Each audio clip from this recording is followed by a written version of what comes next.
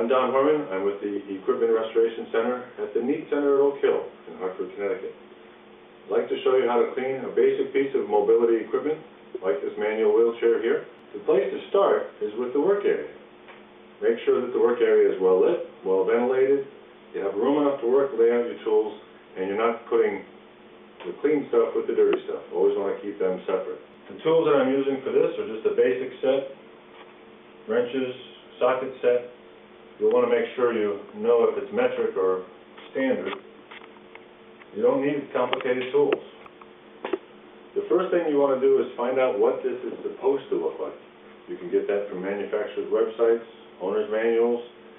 A lot of times people who own these modify them, so those modifications have to come off, and it needs to go back to the original condition as much as possible.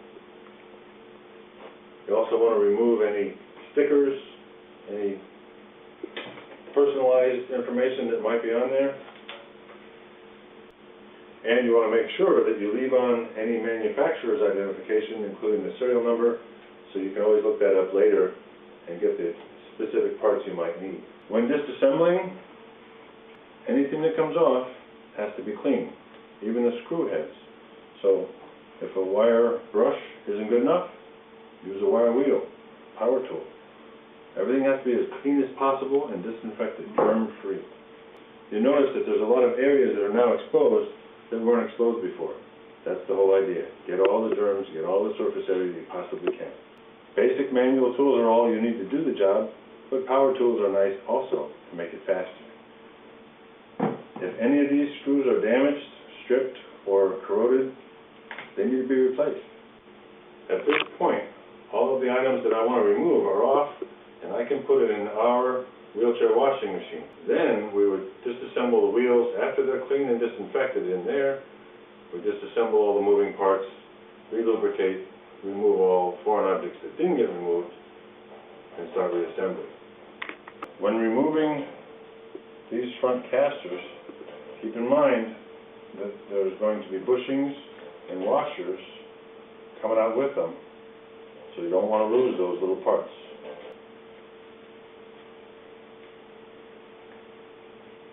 This is a good example of why you should disassemble everything and clean it thoroughly, because even though this looks clean, this bushing is covered in hair, so the other one actually is worse.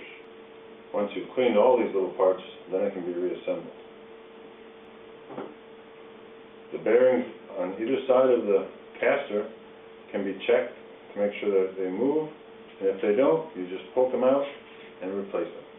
To put it back together again, I find the easiest way is to go straight up and down. Put the washer on, swing it up, go through, and now we have to put the other one there. When tightening this, make sure it still moves freely.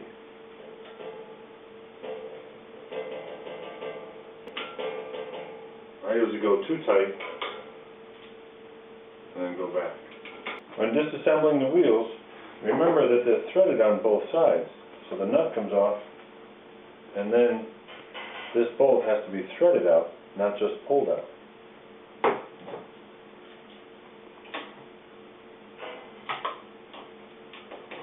During reassembly, this is what we're going to do to make sure it rolls perfectly and it's not too tight.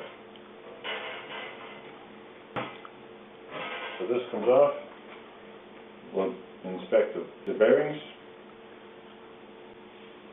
When cleaning the wheels, be thorough, and you can use a cotton tip applicator to get in the cracks and crevices. Now we can clean the frame. I'm just using a normal household cleaner, and we wipe down every square centimeter, every square millimeter, so we're making sure the entire surface is germ-free. And you're inspecting the frame as you clean it. If you see any places that are cracked or have been welded by someone, you'll see the difference between a professional weld and an amateur weld. The amateur weld, to us, disqualifies it. The frame is cracked and it's not safe. After the frame is all clean, you want to go on to the upholstery and the armrest pads. Any pieces of tape, any labels with names on, Whether you use an acetone-based or a citrus-based cleaner, make sure you get all of this off. Now that it's all back together, we'll adjust the brakes to make sure they work properly. They need to be snug, snap in place, but not too snug so that someone can't use it themselves, and not so loose that it moves when the brake is on. You'll examine the whole thing, make sure it's complete. Take a look over the whole thing, make sure it's perfect. We have to add footrest to this one. Whether it's swing-aways or elevating footrest, that's up to the customer. Now that it's finished, you want to keep this in a clean area to prevent cross-contamination with the dirty items, and the best way is to cover it with a plastic bag. This one happens to be big enough to cover the whole thing, preventing cross-contamination and keeping the dust off of it. Most importantly, when you're done with any piece of equipment, you have to ask yourself, is it something you would use yourself? If not, clean it again. If you have any questions, feel free to contact me at the Neat Center at Oak Hill.